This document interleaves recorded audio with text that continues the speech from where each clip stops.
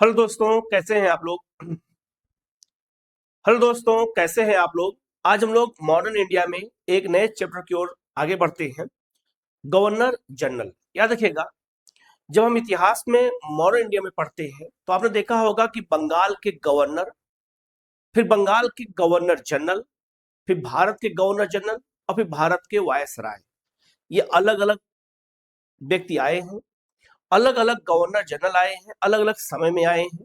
अपने अपने समय में कौन कौन से काम किए हैं, यहां से क्वेश्चन पूछा जाता है। जैसे कि एग्जांपल देता हूं, रॉबर्ट क्लाइव के समय में कौन कौन सी घटना हुई, वारेन हेस्टिंग के समय में कौन सी घटना हुई, लॉर्ड विलियम बेंटिक के समय कौन सी घटना हुई, कॉर्नवालिस के समय कौन सी घटना हुई, लॉर्ड लिटन के समय में कौन सी घटना हुई, या फिर जो है आपका कर्जन के समय में कौन सी घटना होती है। तो किसने कौन से गवर्नर जनरल में कौन सी घटना होती है, किस गवर्नर जनरल ने कौन सा नया काम किया था, किसमें समय कौन कौन से युद्ध लड़े गए थे, यहाँ से क्वेश्चन बार बार पूछा जाता है। तो हमारा उद्देश्य है कि आपको जो गवर्नर जनरल के जो टॉपिक है इसको बिल्कुल अलग अलग पढ़ाया जाए। तो याद रखिएगा, ब्रिटिश भारत के जो शिल्पकार थे गवर्नर से लेकर के वायसराय तक, 1757 से लेकर के और 1950 तक जो भारत में अलग अलग समय में पहले बंगाल के गवर्नर आए थे, फिर बंगाल के गवर्नर जनरल आए, फिर भारत के गवर्नर जनरल आए और फिर भारत के वायसराय आए।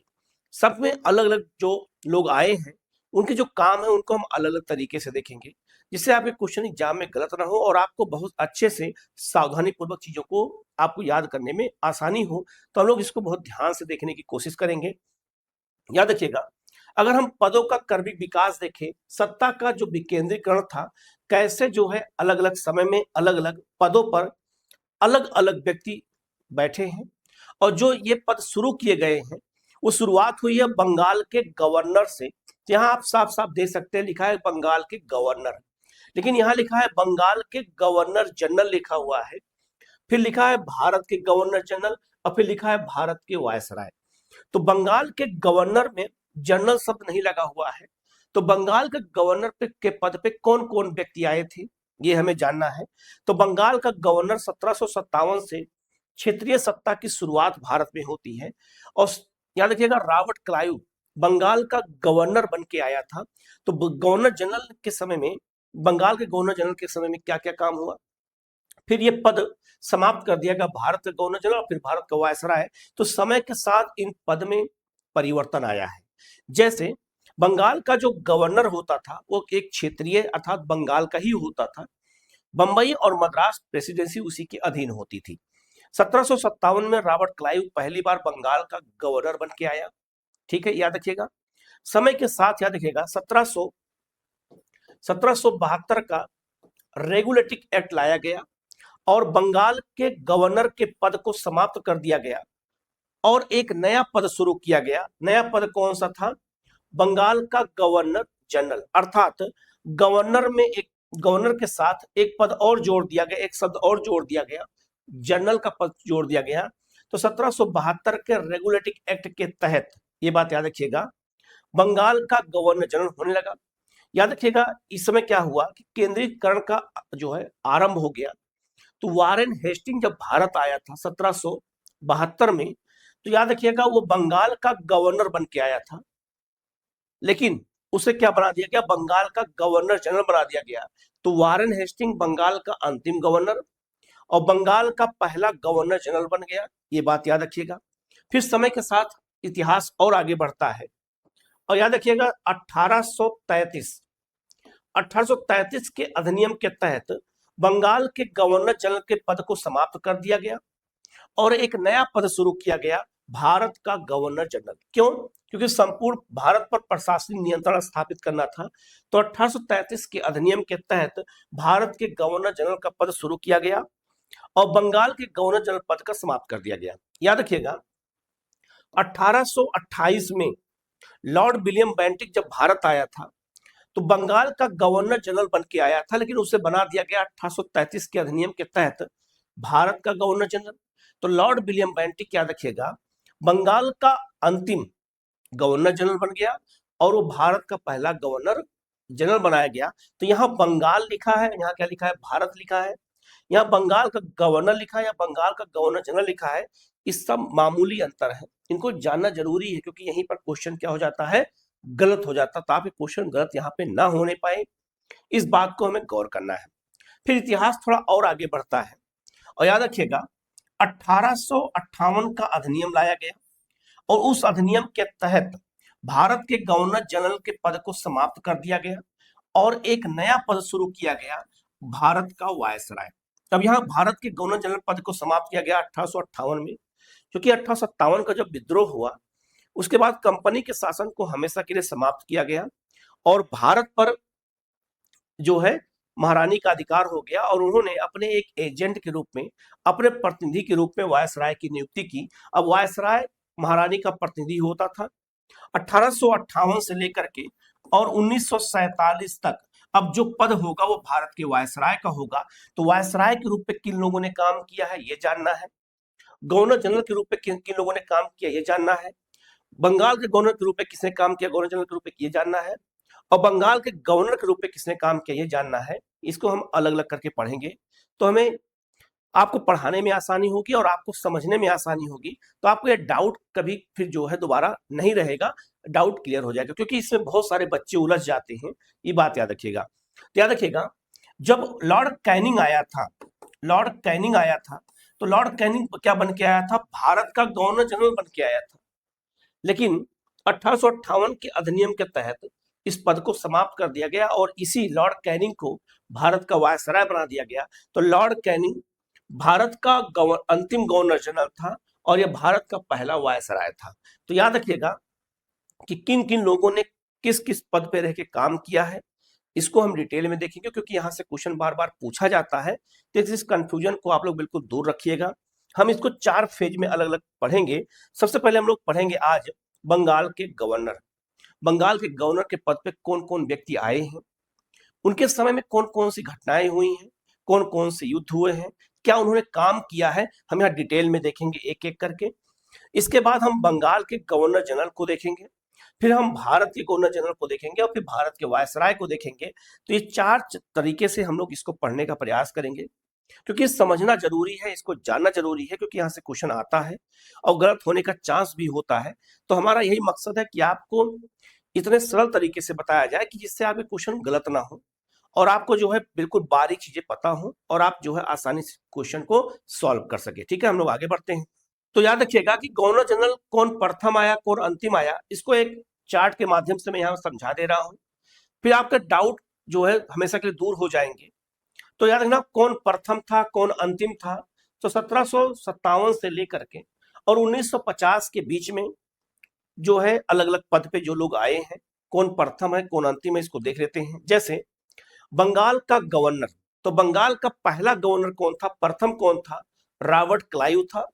और बंगाल का अंतिम गवर्नर वारेन हेस्टिंग था, क्योंकि वारेन हेस्टिंग जब भारत आया था 1772 में, तो याद रखिएगा वो बंगाल का गवर्नर बन के आया था, लेकिन इसे 1772 के रेगुलेटिंग एक्ट के तहत क्या बना दिया गया, बंगाल का गवर्नर जनरल बना दिया गया। अब यहाँ देखो कि ये बंगाल का अंतिम गवर्नर, याद रखिए गवर्नर है, लेकिन बंगाल का यह प्रथम गवर्नर जनरल हो गया कौन, वारेन हेस्टिंग।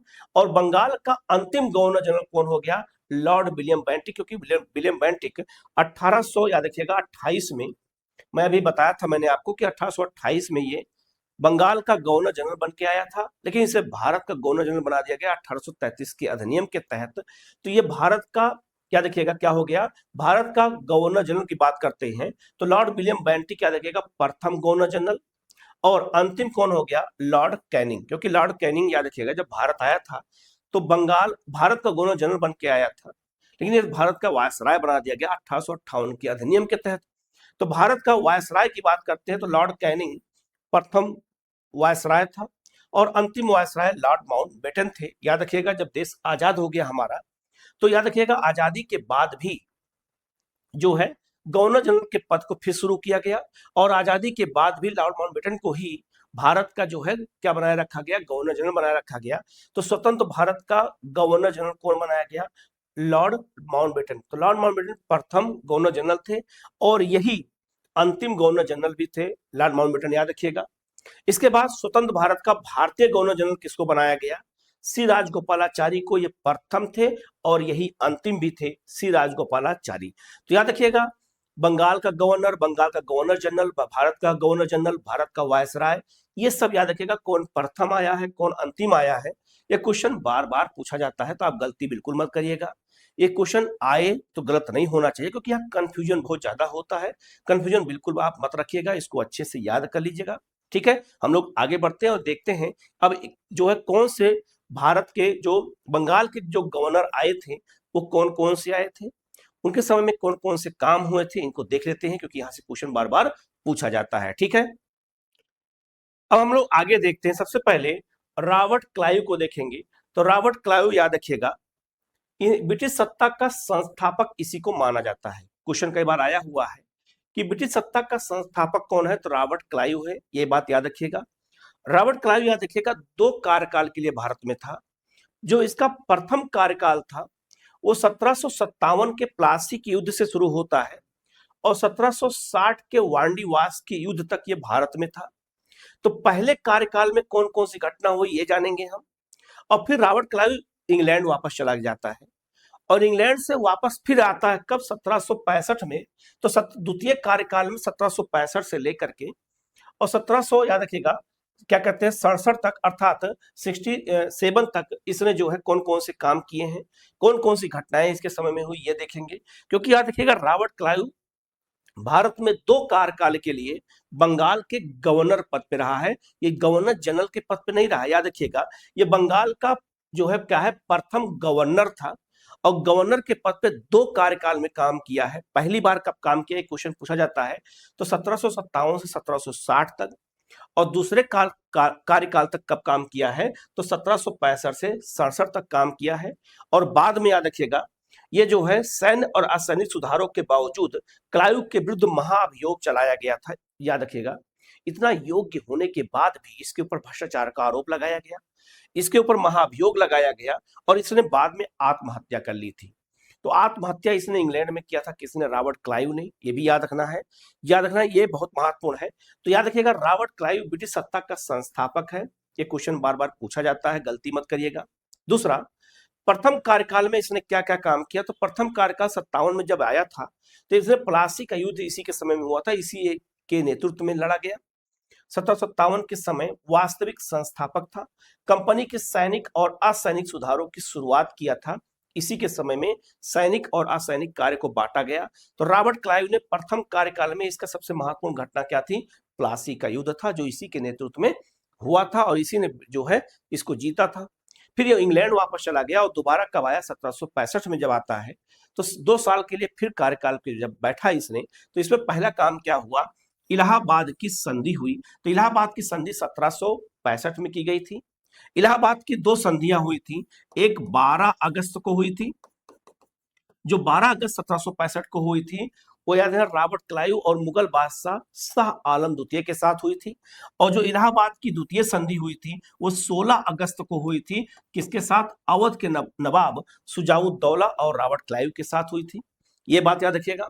और इलाहाबाद की संधि के तहत ही याद रखिएगा उसने दीवानी के अधिकार को ले लिया था और बंगाल में 3 उप दीवान नियुक्त किए थे, बंगाल में मोहम्मद रजा खां, बिहार में राजा सिताब राय और उड़ीसा में राय दुर्लभ को नियुक्त किया गया था, याद रखिएगा।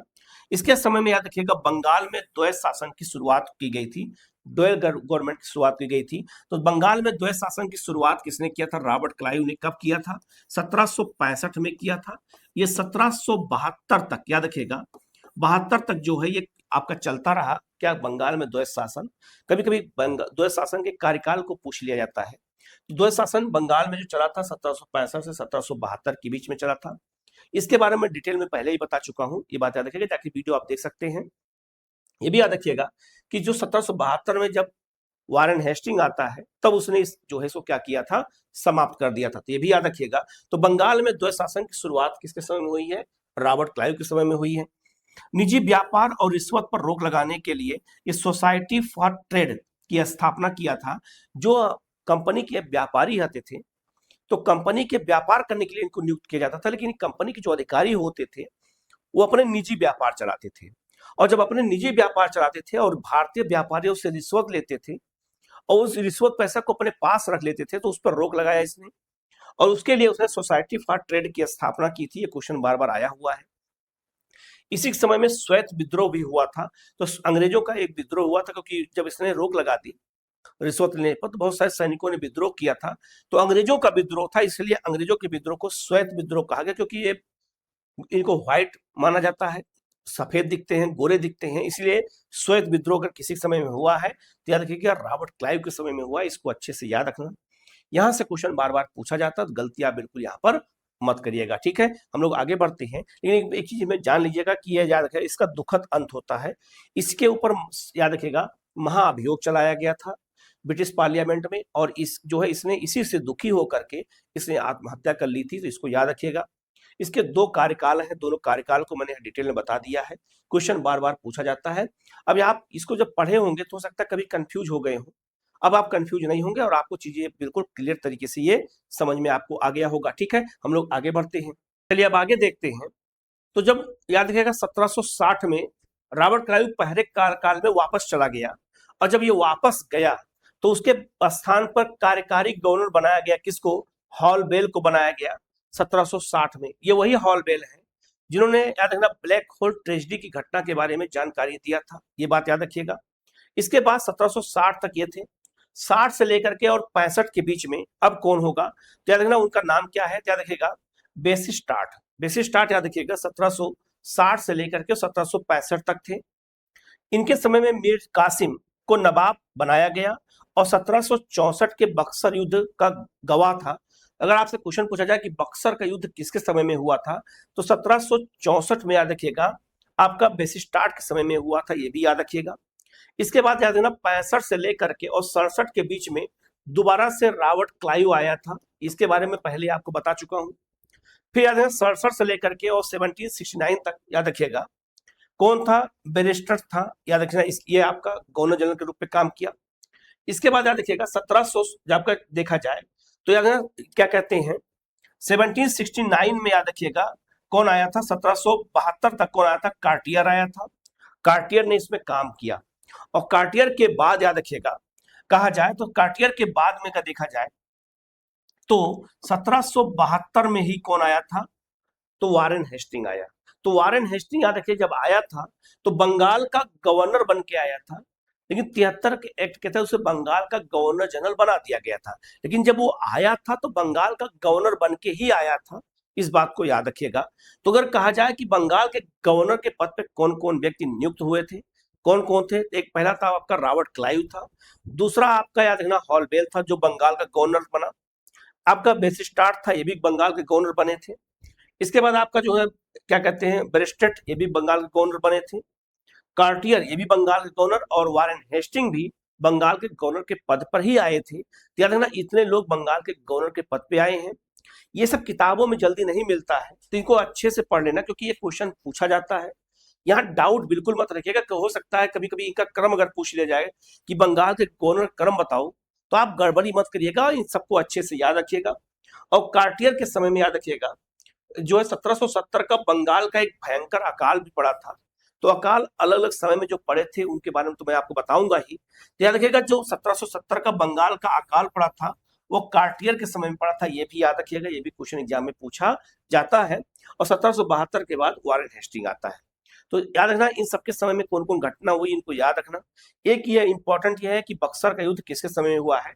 बेसिस्टार्ट के समय में हुआ। ये क्वेश्चन आया हुआ है, बार बार आएगा, तो गड़बड़ी बिल्कुल मत करिएगा, इसको अच्छे से याद कर लीजिएगा, ठीक है। आगे बढ़ते हैं। निष्कर्ष देखा जाए तो क्लाइव और हेस्टिंग के बीच यह एक संक्रामक काल घोर प्रशासनिक अस्थिरता और 1770 के अकाल की त्रासदी से भरा हुआ था। अर्थात इस काल में अगर देखा जाए तो संक्रमण काल था। एक तरफ रॉबर्ट क्लाइव था और एक तरफ वारेन हेस्टिंग था। तो इनके बीच में जितने लोग आए थे इनके समय में या तो घोर अस्थिरता बनी रही, प्रशासनिक फेरबदल बहुत ज्यादा होता रहा, बहुत ज्यादा प्रशासन कमजोर रहा, और जो है अकाल पड़ गया। ये सब घटनाएं इस समय में हुई हैं, इनको याद रखिएगा, ठीक है। आगे बढ़ते हैं हम लोग। अब आगे बढ़ते हैं, वारेन हेस्टिंग का उदय होता है। तो वारेन हेस्टिंग एक नए युग का जो शुरुआत होती है। तो ये बात मैं आपको दोबारा क्लियर कर देता हूं कि वारेन हेस्टिंग जब भारत आए थे तो ये 1772 में आए थे और ये बंगाल के गवर्नर बन के आए थे। ये बात याद रखिएगा, ये बंगाल के क्या बन के आए थे, ये बंगाल के गवर्नर बन के आए थे। लेकिन 1772 के अधिनियम के तहत इन्हें गवर्नर जनरल बना दिया गया था। तो वारेन हेस्टिंग बंगाल के अंतिम गवर्नर और भारत के पहले गवर्नर, वो बंगाल के पहले गवर्नर जनरल थे। इस बात को क्लियर कर देना, वो याद रखिएगा। वारेन हेस्टिंग का कार्यकाल कब से कब है? 1772 से लेकर के 1785 तक, याद रखिएगा। एक क्वेश्चन तो आपसे यही पूछा जाएगा कि वारेन हेस्टिंग का कार्यकाल कब से कब रहा है। तो इनका कार्यकाल रहा है 1772 से लेकर 1785 तक, ये याद रखना। दूसरा, बंगाल का ये अंतिम गवर्नर थे और प्रथम गवर्नर जनरल थे। मैंने ये कई बार बताया है, इसको याद रखिएगा क्योंकि बहुत सारे बच्चों को यहाँ कंफ्यूजन होता है, तो कंफ्यूजन आपका यहाँ दूर रहे, ये बात याद रखिएगा। इन्हें भारत का पिर्स और पूर्व का चैथम, अरबी, फारसी और बंगाली का जानकार था, ये याद रखिएगा। और वारेन हेस्टिंग ने ही भगवत गीता जब का अनुवाद किया था, जो विलियम्स ने, तो उसका जो है इन्होंने प्रस्तावना भी लिखी थी। अब वारेन हेस्टिंग जब भारत आया तो इसने अलग अलग क्षेत्रों में अलग अलग काम किया है। जैसे प्रशासनिक और राजस्व से जुड़े हुए कौन कौन काम किए हैं, ये याद रखना है। युद्ध और कूटनीतिक कौन कौन से काम हुए हैं, कौन कौन से वारेन हेस्टिंग समय युद्ध लड़े गए, ये देखना है।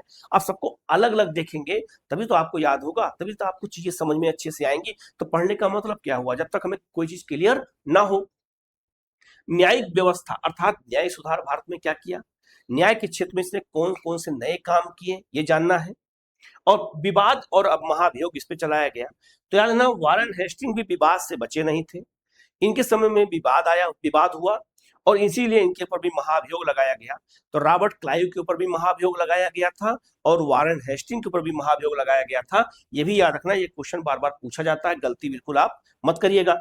अब याद रखिएगा, वारेन हेस्टिंग के समय में कौन कौन से काम हुए हैं, सबको हम अलग अलग करके देखेंगे तो आपको जल्दी याद हो जाएगा और व्यवस्थित तरीके से याद करना जरूरी है। जैसे पहला आपका है प्रशासनिक और राजस्व सुधार। प्रशासनिक मतलब हो गया कि प्रशासन में क्या काम किया इसने, याद रखिएगा। और दूसरा राजस्व अर्थात कर व्यवस्था में इसने क्या क्या सुधार किया, इसको देख लेते क्या नई व्यवस्था की शुरुआत किया। जैसे पहला काम, बंगाल में द्वैत शासन की अराजकता अर्थात बंगाल में द्वैत शासन, याद रखिएगा। ये कौन शुरू किया था, रॉबर्ट क्लाइव शुरू किया था। तो 1772 से पूर्व क्लाइव की जो विरासत थी उनमें जो है बंगाल का द्वैत शासन शुरू किया गया 1765 में। दूसरा, मोहम्मद रजा खां और राजा सिताब राय को नायब दीवान के रूप में अप्रत्यक्ष नियंत्रण दिया गया था, मैंने ये भी बताया था। ये सब व्यवस्था किसने दिया था, ये सब व्यवस्था रॉबर्ट क्लाइव ने शुरू किया। जब ये आया तो इसने इस कुछ व्यवस्थाओं को समाप्त कर दिया और कुछ नई व्यवस्थाओं को शुरू किया। जैसे हेस्टिंग का प्रशासनिक खाका क्या था, ब्लूप्रिंट क्या था इनका, तो याद रखिएगा हेस्टिंग ने प्रशासनिक क्षेत्र में क्या क्या काम किया। नंबर एक, पहला पॉइंट क्या किया इसने कि 1772 में द्वैत शासन का अंत कर दिया और नायब दीवानों की बर्खास्तगी कर दिया था, तो उनके पद को क्या किया, समाप्त कर दिया। तो याद रखिएगा बंगाल का द्वैत शासन 1772 में किसने समाप्त किया, वारेन हेस्टिंग ने। इस व्यवस्था की शुरुआत 1765 में रॉबर्ट क्लाइव ने शुरू किया था। तो मैं बार बार बता दे रहा हूं कि बंगाल में जो द्वैत शासन था वो 1765 से लेकर के 1772 के बीच था। इसको याद रखिएगा, क्वेश्चन अगर आए तो गलत ना होने पाए आपका।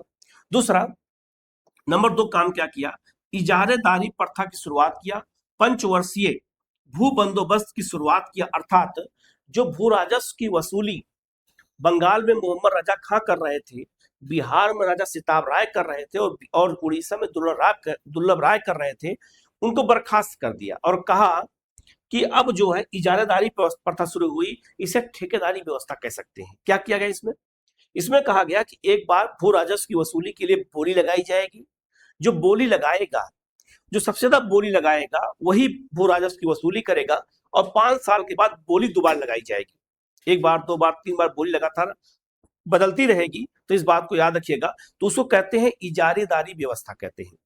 इजारेदारी व्यवस्था की शुरुआत किसने किया, वारेन हेस्टिंग ने शुरू किया और भू राजस्व की वसूली के लिए शुरू किया गया था, ये भी याद रखिएगा। फिर इसने तीसरा काम क्या किया, राजस्व बोर्ड का गठन किया, राजस्व बोर्ड की शुरुआत किया इसने और कलेक्टरों की नियुक्ति की। तो जो कलेक्टर होते थे ये भू राजस्व की वसूली को कलेक्ट करते थे, इसीलिए इनको क्या कहा जाता था, कलेक्टर कहा जाता था, ये बात याद रखिएगा। चौथा काम इसने क्या किया, राजधानी और राजकीय कोषागार मुर्शिदाबाद से कलकत्ता को हस्तांतरित कर दिया। तो याद रखना जो है जब बक्सर का युद्ध हुआ था, मीर कासिम ने क्या किया था कि कलकत्ता से राजधानी को मुर्शिदाबाद ले गया था। इसने क्या किया कि जो राजधानी और राज्य के कोषागार था उसको मुर्शिदाबाद से पुनः कलकत्ता की ओर ले आया। कौन? Warren Hastings. ठीक। इसके बाद पांचवा काम क्या किया? कलकत्ता में सरकारी टकसाल की स्थापना किया। अब कलकत्ता में सरकारी टकसाल होगी, सरकारी टकसाल के माध्यम से पैसे जो आपका जो मुद्रा बनाई जाएगी उसमें महारानी का या जो है कंपनी का उसमें मोहर होगी। इसके बाद इसने क्या किया? 6 नंबर काम क्या किया प्रशासनिक क्षेत्र में? तो नमक और अफीम व्यापार पर पूर्ण सरकारी नियंत्रण कर दिया 1780 में कि नमक और अफीम का व्यापार केवल कंपनी करेगी और कोई नहीं कर सकता है। और दस्तक प्रथा पर प्रतिबंध लगा दिया।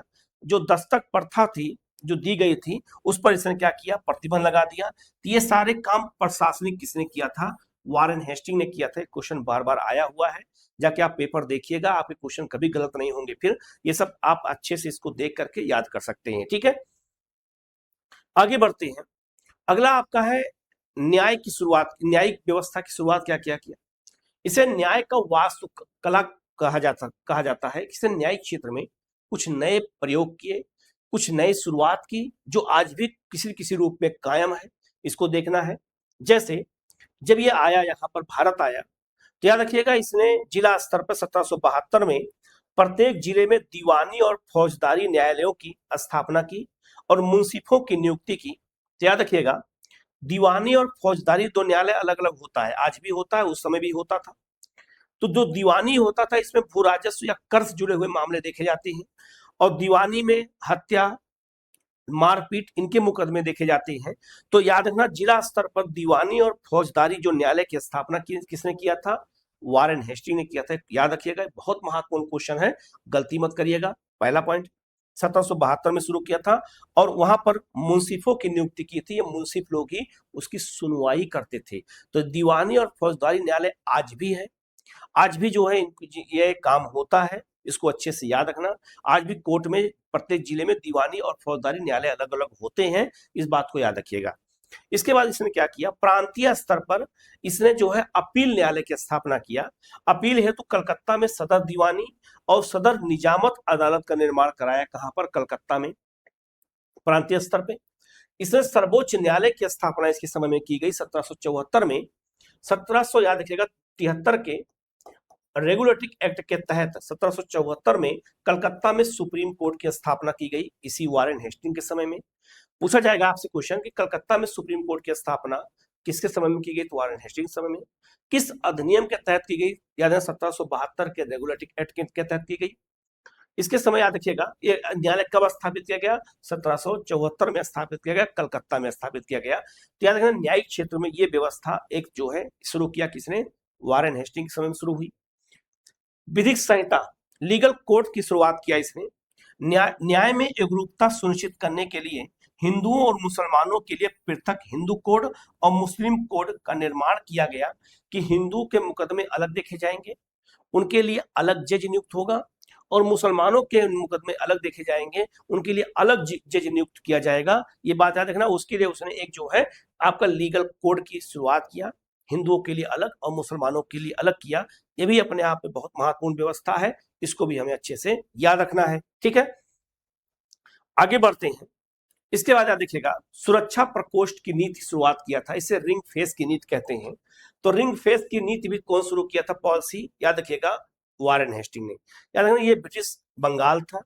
ब्रिटिश बंगाल के बाद याद रखना कई राज्य होते थे। याद रखिएगा अगर दो बड़े राज्य हैं और दो बड़े राज्य के बीच में जो छोटा राज्य होता है उसे बफर स्टेट कहते हैं। इसका अगर एग्जाम्पल आज के परिप्रेक्ष्य में देखा जाए तो आज भारत और चीन के बीच में नेपाल और भूटान क्या है? बफर स्टेट है। तो अपने राज्य की सुरक्षा के लिए उसने क्या किया? बफर स्टेट का विकास किया कि छोटे छोटे राज्य रहेंगे, वो रिंग बना करके रहेंगे हमारे आसपास, तो सुरक्षा हमको देंगे। याद रखना आप देखो यहाँ लिखा है ब्रिटिश भारत, ब्रिटिश बंगाल, यहाँ लिखा है बफर स्टेट। बफर स्टेट में आप उदाहरण के रूप में अवध को ले सकते हैं, और फिर आपका बाहरी दुश्मन आपका मराठा और आपका मैसूर है, ये आपका बाहरी है। तो इनसे बचाव के लिए ये बफर स्टेट की शुरुआत किया था। ब्रिटिश बंगाल के किनारे किनारे होते थे, इसीलिए इसको नाम क्या दिया गया? सुरक्षा प्रकोष्ठ की नीति, या इसे द रिंग फेस पॉलिसी कहा गया, ये बात याद रखिएगा।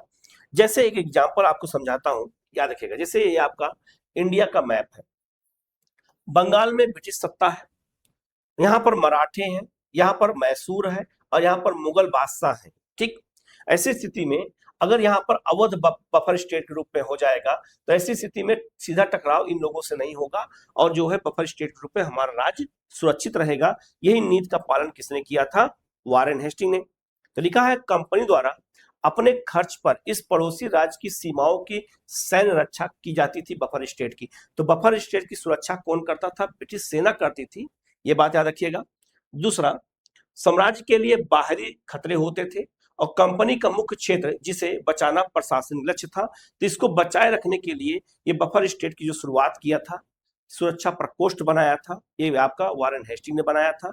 ये अगर पूछा जाए कि सुरक्षा प्रकोष्ठ की नीति किसकी है, वारेन हेस्टिंग की है। अलग अलग एग्जामों में ये 50+ अलग अलग क्वेश्चन आ चुका है, तो इसको संभाल लीजिएगा, इसको याद कर लीजिएगा और इस मैप के माध्यम से बता रहा हूं जिससे आपको दिमाग में चीजें बैठ जाएं।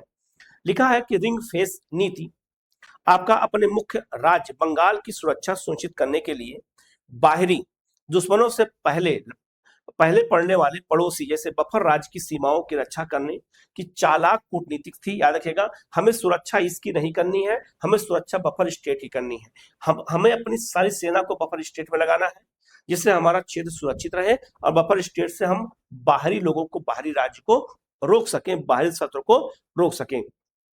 ये याद रखना, ये सुरक्षा प्रकोष्ठ की नीति इंटरव्यू में, मेंस के एग्जाम में, पीटी के एग्जाम में पूछा जाता है और इंटरव्यू में तो जरूर पूछा जाता है। इसको अच्छे से याद रखना, आप लोग गड़बड़ी इसको बिल्कुल मत करिएगा, ठीक है। आपका सब्जेक्ट चाहे हिस्ट्री रहा हो चाहे हिस्ट्री ना रहा हो, ये बात याद रखिएगा, यहाँ से क्वेश्चन बार बार पूछे जाते हैं, ठीक है। आगे बढ़ते हैं, युद्ध और कूटनीति। याद रखना, वारेन हेस्टिंग के समय में कौन कौन से युद्ध हुए हैं, को किस कूटनीति का इसने परिचय दिया है, ये देखा जाए तो एक क्रम के अनुसार चलेंगे तो याद हो जाएगा। जैसे 1773 में बनारस की संधि किया था इसने, किसके साथ? अवध के नवाब को कड़ा और इलाहाबाद के जिले और 50 लाख रुपए में बेचा गया था, ये किया गया था। 1773-74 में रोहेला युद्ध हुआ था और रोहेला युद्ध, रोहेल कहाँ है? याद रखना, गंगा यमुना के जो क्षेत्र का बीच का क्षेत्र है उसे रोहेल खंड कहते हैं, वहां पर युद्ध हुआ था वारेन हेस्टिंग के समय में। 1775 से 82 के बीच में प्रथम आंग्ल मराठा युद्ध हुआ था, इसी के समय में, यह भी याद रखिएगा, आंग्ल मराठा युद्ध। और याद रखिएगा 1780 से 84 के बीच में द्वितीय आंग्ल मैसूर युद्ध हुआ था। द्वितीय आंग्ल मैसूर युद्ध में ही हैदर अली की डेथ हो जाती है और टीपू सुल्तान को, याद रखिएगा, बागडोर दी गई थी द्वितीय मैसूर युद्ध में। और उसी समय द्वितीय मैसूर युद्ध में याद रखिएगा टीपू सुल्तान ने समझौता किया, संधि किया था। तो संधि जो हुई थी, याद रखना, वो आपका याद रखिएगा किससे की गई थी? याद रखना, वारेन हेस्टिंग से की गई थी, ये भी याद रखिएगा, ये भी बहुत महत्वपूर्ण है। तो याद रखना जो है, अब आपको एक क्रम आपको याद हो गया होगा कि किस तरह से जो क्लियर तरीके से मैंने एक चीज बता दिया है, कब कौन कौन सी घटना हुई है, कैसे हुई है। अगर आप क्लास नियमित करते रहेंगे तो हिस्ट्री में आपको कोई फेल नहीं कर सकता है और आपको सारा पीडीएफ आपको मिल जाएगा, ये भी याद रखिएगा, ठीक है। आगे बढ़ते हैं, अतिरिक्त नोट कहा जाए, इसी के कारण में सन्यासी विद्रोह हुआ था जिसका सफलतापूर्वक दमन भी किया गया था। तो सन्यासी विद्रोह जो इसी समय में हुआ था, सेना इसी ने उतारा था और सेना उतार करके इस विद्रोह को समाप्त किया था, ठीक है। इसके साथ कुछ विवाद हुए और महाभियोग लगाया गया। तो विवाद क्या था? न्यायिक अतिक्रमण 1775 में नंद कुमार पर महाभियोग और फांसी, इसे न्यायिक हत्या भी कहा गया। याद रखिएगा, बंगाल के नंद कुमार थे, इनको गलत तरीके से फंसाया गया और याद रखिए गलत तरीके से फंसा करके इनके ऊपर मुकदमा दायर किया गया और फांसी दे दी गई। बाद में याद रखिएगा ये न्यायिक हत्या कहा गया। तो याद रखना, ये बहुत बड़ा विवाद था नंद किशोर। अगर आपसे पूछा जाए कि नंद किशोर पर महाभियोग या नंद किशोर विवाद किस जो गवर्नर से जुड़ा हुआ है, तो याद रखना वारेन हेस्टिंग से जुड़ा हुआ है। इस बात को याद रखिएगा, ये क्वेश्चन एग्जाम में पूछा जाता है। नंद किशोर का बहुत बड़ा विवाद था, याद रखिएगा, ये आपका इंपॉर्टेंट है। दूसरा, जबरन वसूली, बनारस के राजा चेत सिंह को गद्दी से हटाना और अवध को बेगमों की जबरन धन वसूली करना, ये भी बहुत महत्वपूर्ण, ये भी एक विवाद था इनके समय में। राजा बनारस का चेत सिंह से, याद रखना, गद्दी से उनको हटा दिया गया और अवध के बेगमों से धन वसूली किया गया, ये भी अपने आप में बहुत बड़ा विवाद का कारण बना था, इन्हीं समय में हुआ था। संस्थागत टकराव क्या हुआ? कोस गुजरात के राजा के मुकदमे में उच्चतम न्यायालय और हेस्टिंग के बीच में खुला और उग्र टकराव हो गया। तो याद रखना, जो उच्चतम न्यायालय था ये वारेन हेस्टिंग के कहना को मानने का इनकार कर दिया, और वारेन हेस्टिंग अगर कोई काम करते थे तो याद रखना जो वहां की जो कलकत्ता की उच्चतम न्यायालय था वो रोक लगा देता था। तो दोनों के बीच में काफी टकराव हुआ, ये भी हमें याद रखना है। महाभियोग की बात करते हैं तो इनके ऊपर भी महाभियोग चलाया गया था रॉबर्ट क्लाइव के तहत। तो 1785 में महाभियोग चला गया, क्योंकि इनका कार्यकाल 1785 में समाप्त होता है। तो 1785 में याद रखिएगा, इंग्लैंड लौटने पर एडम बर्क द्वारा हेस्टिंग पर महाभियोग लाया गया। अगर आपसे पूछा जाए कि वारेन हेस्टिंग पर महाभियोग किसके समय में लाया गया था, या महाभियोग कौन लाया था, तो याद रखना आपका क्या कहते हैं, एडमंड बर्क ने लाया था, याद रखिएगा। यद्यपि 7 वर्ष बाद उसे दोष मुक्त कर दिया गया, तो ये दोष मुक्त भी हो गया, ये भी याद रखिएगा 7 वर्ष के बाद। लेकिन इनके ऊपर महाभियोग चलाया गया था, ये भी याद रखिएगा, ये भी क्वेश्चन महत्वपूर्ण है, पूछा जाता है, गलतियां बिल्कुल मत करिएगा, ठीक है। आगे बढ़ते हैं, विधायी नियंत्रण और इस्तीफा। 1773 का जो रेगुलेटिंग एक्ट लाया गया था ये इसी समय में आया था।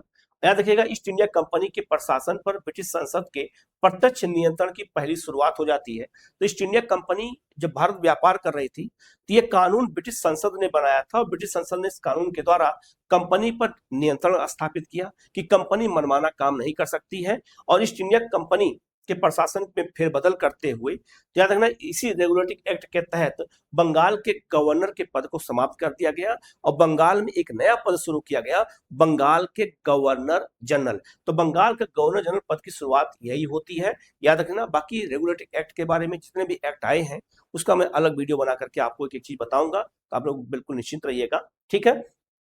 तो याद रखना, रेगुलेटिंग एक्ट जो लाया गया था वो याद रखना आपका वारेन हेस्टिंग्स समय लाया गया था। पिट्स इंडिया एक्ट लाया गया था 1784 में। तो 1784 का जो पिट्स इंडिया एक्ट आया था ये भी याद रखिएगा कि किसके समय में आया था, तो याद रखना ये आपका वारेन हेस्टिंग्स समय में आया था। इसमें याद रखिएगा, अगर पूछा जाए कि पिट्स इंडिया, एक क्वेश्चन अगर पूछ लिया जाए कि पिट्स इंडिया एक्ट में पिट्स क्या है, तो याद रखना ये पिट्स कौन है, ये ब्रिटिश प्राइम मिनिस्टर है। जो ब्रिटिश पीएम थे पिट्स थे, उन्हीं के नाम पर पिट्स इंडिया एक्ट लाया गया था। इस एक्ट में 1784 में कहा क्या किया गया, ध्यान समझिएगा। हमारे यहाँ जब कंपनी आई थी तो ये व्यापार करने आई थी, लेकिन कंपनी ने राजनीतिक सत्ता पर अधिकार कर लिया, ये बात इंग्लैंड तक पहुंची। तो इंग्लैंड के प्रधानमंत्री पिट्स ने इसी बात को लेकर के, याद रखिएगा, इसी एक्ट को लेकर के पहली बार ब्रिटिश सत्ता में सरकार गिर गई थी भारत के मुद्दे को लेकर के। तो पिट्स इंडिया एक्ट में यह कहा गया, वहां के प्रधानमंत्री ने कहा कि कंपनी के काम को बांटो, कंपनी के राजनीतिक काम को कोई और देखेगा और कंपनी के प्रशासनिक काम को कोई और देखेगा। इसीलिए याद रखिएगा, बोर्ड ऑफ कंट्रोल की स्थापना की गई। कंपनी पर ब्रिटिश सरकार के नियंत्रण को और अधिक कठोर वाला बना दिया गया, और कठोर बना दिया गया। अब कंपनी के व्यापारिक काम को अलग कर दिया गया और राजनीतिक काम को अलग कर दिया गया। दोनों काम के लिए अलग अलग बोर्ड होगा जो देखेगा और उसके बारे में सुनवाई करेगा। तो पिट्स इंडिया एक्ट 1784 का जो आया था ये भी वारेन हेस्टिंग समय में आया था। इसको लेकर भी वारेन हेस्टिंग बहुत विवाद हुआ है, ये भी याद रखिएगा। तो दो अधिनियम, दो एक्ट याद रखिएगा वारेन हेस्टिंग समय में आए थे। एक रेगुलेटिंग एक्ट आया था कंपनी को रेगुलेट करने के लिए, और एक आपका जो है पिट्स इंडिया एक्ट आया था 1784 में, दोनों इसी समय में आया था। परिणाम क्या निकला कि हेस्टिंग ने 1784 के इस पिट्स एक्ट के भारी विरोध में अपने पद से इस्तीफा दे दिया, त्यागपत्र दे दिया और इंग्लैंड लौट गया। तो इसके ऊपर बाद में महाभियोग चलाया गया।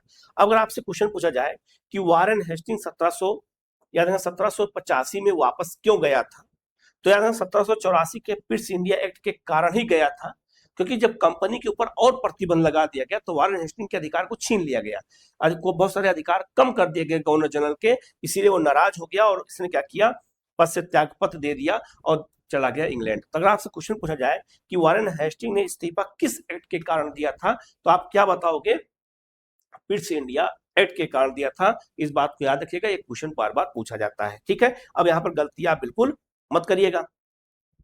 आगे बढ़ते हैं, एक आपका जो है पार्श्ववादी प्रशासक, सांस्कृतिक और आपका शैक्षिक नींव के रूप में देखा जाए, याद रखना विलियम जोन्स द्वारा स्थापित एशियाटिक सोसाइटी का प्रबल संरक्षक था। याद रखना 1784 में फिर याद रखना किसने, विलियम जोन्स ने एशियाटिक सोसाइटी ऑफ बंगाल की स्थापना की थी, वारेन हेस्टिंग्स समय में किया गया था, ये भी याद रखिएगा, ये भी इंपॉर्टेंट है। और 1781 में इस्लामिक कानून और शिक्षा के व्यवस्थित अध्ययन के लिए इसने कलकत्ता मदरसे की स्थापना की थी। तो इसी के समय में कलकत्ता मदरसा भी बनाया गया था, ये भी याद रखिएगा, ये भी क्वेश्चन एग्जाम में पूछा जाता है कि कलकत्ता मदरसा की स्थापना किसने किया था, तो वारेन हेस्टिंग ने किया था 1781 में, ये याद रखिएगा। इसके बाद बात करते हैं जन प्रशासन की नींव हेस्टिंग द्वारा मजबूती से रखी गई थी, जिस पर ऊपरी संरचना कॉर्नवालिस ने खड़ी की थी। बाद में कॉर्नवालिस ने उसको क्या किया था और मजबूत कर दिया था।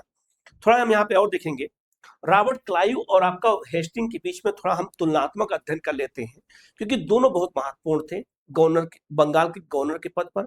ये बंगाल का, याद रखिएगा, ये बंगाल का पहला गवर्नर था और ये बंगाल का अंतिम गवर्नर था।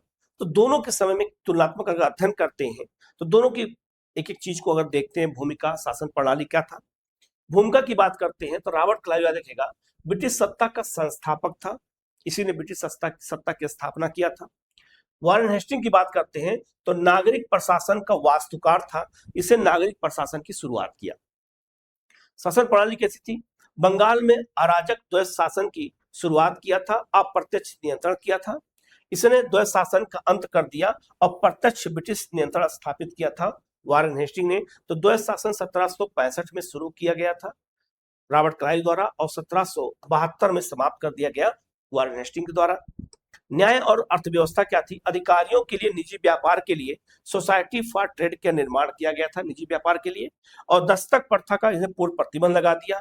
अफीम और नमक पर सरकारी एकाधिकार इसने स्थापित कर दिया कि सरकार ही अफीम और नमक बेच सकती है और कोई नहीं बेच सकता है। तो ये काम किसने किया था, वारेन हेस्टिंग ने किया था। तो दोनों का तुलनात्मक जब अध्ययन कर लेते हैं तो चीजें और क्लियर हो जाती हैं। इसी पर्पज से मैंने आपको बता दिया था।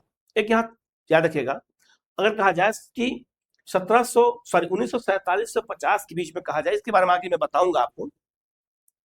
याद रखिएगा जो आपका लॉर्ड माउंटबेटन थे, ये भारत के अंतिम वायसराय थे और स्वतंत्र भारत के प्रथम गवर्नर जनरल थे। ब्रिटिश सत्ता का इन्हीं समय में हस्तांतरण किया गया था। तो स्वतंत्र भारत के प्रथम और अंतिम गवर्नर जनरल कौन थे, लॉर्ड माउंटबेटन थे। याद रखना जून 48 में इनको पद से हटाया गया और इनके स्थान पर जून 48 में श्री राजगोपालाचारी को भारत का क्या बना दिया गया, गवर्नर जनरल बना दिया गया। ये 1748 से लेकर जून 1748 से लेकर के और जनवरी 24 जनवरी 1950 तक श्री राजगोपालाचारी गवर्नर जनरल के पद पे थी। याद रखिएगा इसी दिन 24 जनवरी को जो है इनको पद से हटाया गया और इनके स्थान पर याद रखिएगा आपका राजेंद्र प्रसाद को भारत का राष्ट्रपति बनाया गया। ये बात याद रखिएगा 24 जनवरी 1950 को बनाया गया। तो स्वतंत्र भारत के, क्योंकि भारत स्वतंत्र हो चुका था 48 में, तो स्वतंत्र भारत के प्रथम और यही अंतिम भारतीय गवर्नर जनरल थे। याद रखिएगा ये भारतीय थे, ये अंग्रेज नहीं थे, भारतीय गवर्नर जनरल थे। ठीक है, तो याद रखिएगा ये पूरा चैप्टर में मैंने बता दिया कि भारत के बंगाल के गवर्नर के बारे में। बंगाल के गवर्नर को अलग तरीके से समझाने का लक्ष्य यही था, उद्देश्य यही था कि जो है आपको चीजें बिल्कुल क्लियर रहें और आपको जो है कंफ्यूजन ना होने पाए। ठीक है, निष्कर्ष कहा जाए तो 1757 के प्लासी के युद्ध से शुरू हुई गवर्नर की यह लंबी यात्रा 1950 में भारतीय संप्रभुता की वापसी और गणतंत्र की स्थापना के साथ एक पूर्ण चक्र के रूप में संपन्न होती है। ये बात याद रखिएगा। ठीक है, तो आप ये चैप्टर था, इसमें मैंने बंगाल के गवर्नर के बारे में बताया है, उनके बारे में डिटेल में चीज बता दिया है, किसने कौन सा काम किया, किसके समय में कौन सी घटना हुई, क्या क्या जो है युद्ध हुए हैं, सब कुछ मैंने बता दिया है। क्या नया शुरुआत किया, क्या नया सुधार किया है, किसकी समाप्ति किया है, मैंने सब कुछ बता दिया है। फिर भी कहीं कोई डाउट हो तो आप कमेंट करके पूछ लीजिएगा, उसका जवाब आपको दिया जाएगा। ये पीडीएफ हमारे एग्जाम वेब ऐप पे आपको मिल जाएगा। ठीक है, आप जाकर के वहां से इसका रिवीजन भी कर सकते हैं और डायग्राम के माध्यम से जब चीजें पढ़ते हैं तो चीजें क्या हो जाती हैं, आसानी से याद हो जाती हैं। इसी उद्देश्य को लेकर के मैंने जो है सरल से सरल तरीके से मैंने बताने का प्रयास किया है। वीडियो कैसा लगा कमेंट कर जरूर बताइएगा। ठीक है, हम लोग जो है नेक्स्ट वीडियो मिलेंगे और उसमें हम लोग बंगाल के गवर्नर जनरल को पढ़ेंगे। बंगाल के गवर्नर जनरल कौन कौन से आए थे, उनके समय कौन कौन से काम हुए थे, हम उनको देखेंगे। तो आप लोग इसको जो है देखिएगा और बताइएगा कैसा वीडियो लगा। Okay, thank you.